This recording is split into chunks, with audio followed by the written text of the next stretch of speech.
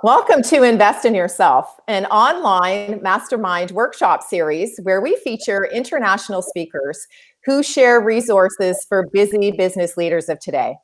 I just want to introduce the three wonderful speakers that we have for Q1 so that you're familiar with where we are on the screen. So in your top right is Lorenzo Capani, and he joins us from Florence, Italy. Welcome, Lorenzo. In the bottom right. Hello, Trish. Hello. How are you? Just below Lorenzo is Lynn McLaughlin, who joins us from Kingsville, Ontario. And right below me is Joe Grushkin, who joins us from Jupiter, Florida. So thank you so much, everybody, for joining me.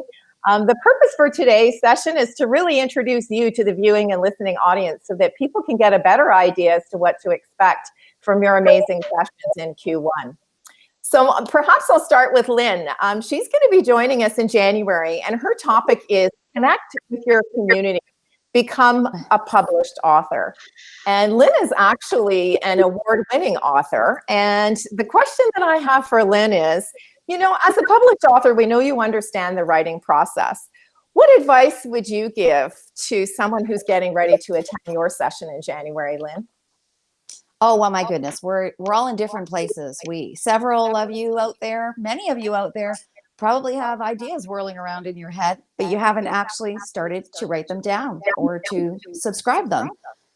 There are other people who possibly have a manuscript sitting on a shelf and they just don't know what to do next. And some of you are in the midst of your writing process. So I would say, get your writing down. Start to put your ideas and thoughts on papers. Don't worry about what it's going to look like at the end. We go through a whole editing process to figure that out. Start writing, get things down. When we meet in January, you will be ready to go with your ideas. And we're going to help you figure out what's your why, who's your audience, and most importantly, which of the many different publishing paths that you have available to you. Although there are 4 higher ones, within each one, there are several different options as well. I mean, as an indie author alone, there are many different ways to go, not only to publish. You have lots of choices on how to launch your book, and we have to be very creative today in the midst of a pandemic and not being able to do live book readings, but also marketing and promotion. A lot of that is at your own fingertips, and you don't have to spend thousands of dollars to get some help to do that. You can learn how to do it yourself. So get writing, get your thoughts on paper so that when we meet in January, you're ready to make some decisions right afterwards on which way you're going to go, whether you're about to choose a publishing path or you're about to launch or you need to do marketing and promotion, you'll be ready to go. Well, you know what, Lynn, we're really excited that you're going to be joining us because we really think that January is the right month to get started, right? It gives people an opportunity to solidify those thoughts and then take them to the next level throughout the year. So thank you for that. Joe Grushkin is going to be joining us in February, and his topic is Create a Strong Network Through the Law of Attraction. Now, Joe, I know that you're a serial entrepreneur and you've had a lot of sales and marketing experience in addition to building some really amazing sales teams. So the law of attraction is important to both our business and our personal life. What personal quality do you think is important when we're getting ready to navigate change and we're trying to build a strong network? No, that's a great question, Trish, and thank you again for so much for having me on your show and the opportunity to speak to your group and be part of this esteemed international presentation. First of all, you know, you ask what one quality is important in networking and law of attraction, and that's like asking what pixel on your screen is the most important. Because if you ever had a TV screen where one pixel goes out, it's that one white dot that stands out amongst all the ones that are working, or which one was working and all the others don't. And, you know, it's impossible to pick any one thing that makes it work. You know, I believe that you have to have a strong foundation to build something, kind of like the analogy of building a house. You know, the first thing you have to do is you have to, counterintuitively pay somebody to take dirt out of the ground. Doesn't make you any money to do that, but it gives you the ability to put the foundation in place, which can then be the structure and then all the mechanicals and the paint and the wood and finish and and then you decorate, and then you can invite people to your home or have a house party or housewarming party or whatever. You don't invite people in before you've done that work. Right. And a lot of times we have to work on ourselves to make our businesses ready for invitation and have others come in. So to build a sales team, if you have to look at one thing, I think it's integrity. And the integrity of having the passion and the belief in yourself, the confidence, the love, the respect, the introspective reflection, and making sure that you're prepared to accept in all the great things that are going to come to you in your business. You know, in the law of attraction, we really focus on 5 basic tenets: knowing what you don't want, knowing what you do want, you know, giving it focus, energy, and attention, getting out of your own way and acting as if, and then allowing it to happen. And those 5 steps are the pillars, if you will, of attracting more of what you want and less of what you don't want. However, you have to start with yourself. And we're going to focus a lot on that in our message in February.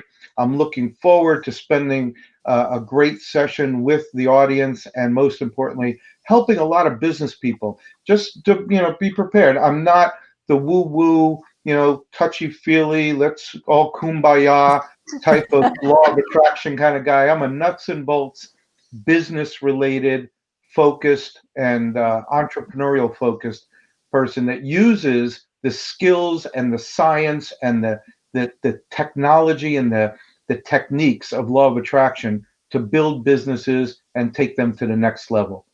So I'm looking forward to meeting everybody in February. Listen, Joe, that's why we've invited you to be our speaker in February, because I love the fact that you are a nuts and bolts kind of guy. And we really do need a lot more of that. And so we're really looking forward to your session in February. Thank you. Now, Lorenzo Capani, his topic is increase your visibility, visual learning, and creative problem solving. Now, creativity and problem solving is part of our everyday life. How do the visual arts help us think outside the box, Lorenzo? Well, visual arts are essential to think outside the box.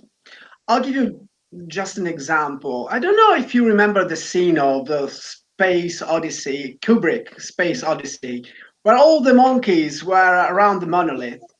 Well, where we are in front of an artwork, we are like those monkeys. We are scared at the beginning. We are a bit threatened maybe, but then we are attracted. We want to know what is going on. The artwork is essential for us because it triggers our curiosity. It makes us curious. And curiosity is essential when you want to make new discoveries. So the visual education is like, visual education is art, and art is a gym for us. We can train our minds, and we can go on and make new discoveries towards new horizons. That is why when you are in front of a painting or of a sculpture, you have to get trained. You have to do and find out why. What is the message? What is the meaning? There are several meanings, and it is something that you enjoy this at the same time, but it is also a gym for your brain, and also it makes you see things from different point of views, because all your truths, all your values, maybe they do not apply to that art, to that artwork, to that masterpiece. And so it's a very complicated process, but we will try to find out how to do this in the workshop. I will be so glad to hold for you next March. Well, you know, Lorenzo, the thing that I think is really interesting is our visual perspective is so important now when we're doing things online, especially in social media, because that's the way we're introducing ourselves to each other. So I love the fact that you're going to give us some insight into our visual perspective and give us some clues as to the things that we see and how that translates into perhaps the visual perspectives that we learn in our own business. So we're very much looking forward to your session in March. Now, I'd like to ask each of you, I was very blessed to have each of you attend one of the launch sessions this fall. And, you each participated in the breakout sessions. And I must admit that I've received a lot of wonderful positive comments about those breakout sessions and even your contributions to the conversations that we had in those sessions. So I'm going to ask each of you, what do you think was the really most important takeaway when you attended the breakout session? So, in Q1, you're going to be actually the keynote speaker, but you have had a chance to participate as a participant in the breakout session. So let's start with you, Joe. What was one of the takeaways that you had from the breakout sessions this fall? I love the format that you do, Trish. That you have a speaker and then there's breakouts and everybody kind of networks together. There's some facilitated conversation. It's the first of its kind that I have seen done like that. So it's not only my takeaway was it's a very innovative way. Most people, on Zoom since the COVID shutdown back in March, it's, hi, my name is Joe. I'm from this company and this is what I do and I want to sell you something. And 30 seconds goes by and it just got wah, wah, wah, wah, wah. This was more connecting with people.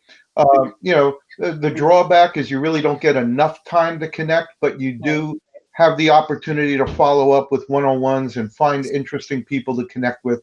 And that was my takeaway. It's a very innovative and very insightful way to connect people, not only in a small geographic area, local, which is what my business is all about, but the international part of that and connecting with people from all over the world. So congratulations on a very innovative concept.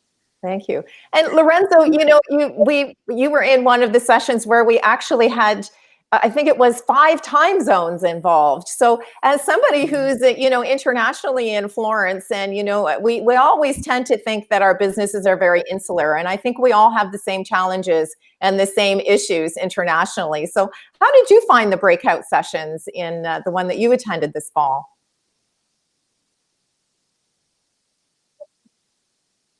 Yes, I found very interesting and useful. Especially the second part when you have to interact with the other participants.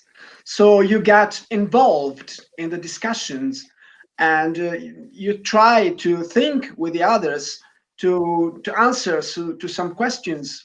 That's very effective because you do not only listen to the speaker, which is interesting, but then you are involved and you get tested if you want, because you are inside the workshop. I think we just lost Lorenzo there for a little bit. So we'll jump to Lynn. So Lynn, wrap us up a little bit. Tell us a little bit about what your experience was like as a participant in the breakout session. Well, I'll just add to what my esteemed colleagues have already said. I think the most important thing, going back to what Joe said, when you go into sessions where it's here, this is what I am and this is what I want to sell, that's not what this is about at all. Your platform is incredible. We have a focused session. We know what these 3 focused sessions are going to be about in the subject area. We learn from each other, but when we head out into those breakout rooms, we're asking ourselves specific questions to take us each to a higher level of understanding. And what I loved about it, Tricia, is that when we leave, we've got action items for ourselves in our own business, right? So these are the things I'm learning from each other. And while we're on there, we're looking each other up on LinkedIn and starting to do a connection, if that's something that collaboration. And anyone who's out there who's trying to run a business as an entrepreneur alone, you're making a huge mistake. Be really upfront. You need to build through collaboration on platforms like what Trish is offering here is nothing like anything else. Okay. Nothing like it. We're keeping it real, Lynn. We're keeping it real. That's right. Anyway. I saw that happen on a major news channel where the guy was talking and his phone fell down and back up. Anyway, I mean, it's second to none, and its ability to network, get to know people, and really leave with an action item. Yeah. Well, thank you very much. I want to thank each and every one of you, because as we move into Q1, I know that we're going to be turning the page into a new year. Everybody's going to be looking for some new and innovative ways to connect. And to Lynn's point, the focus for all of these sessions is not only to bring experts like yourself right into people's home offices or discussions with leadership teams, but it's all about collaboration over competition. So I'd like to thank each and every one of you for spending some time with us today to introduce your sessions. And we certainly look forward to spending some time with you in Q1. Thank you so much. Thank you, Trish. Thank you, Trish.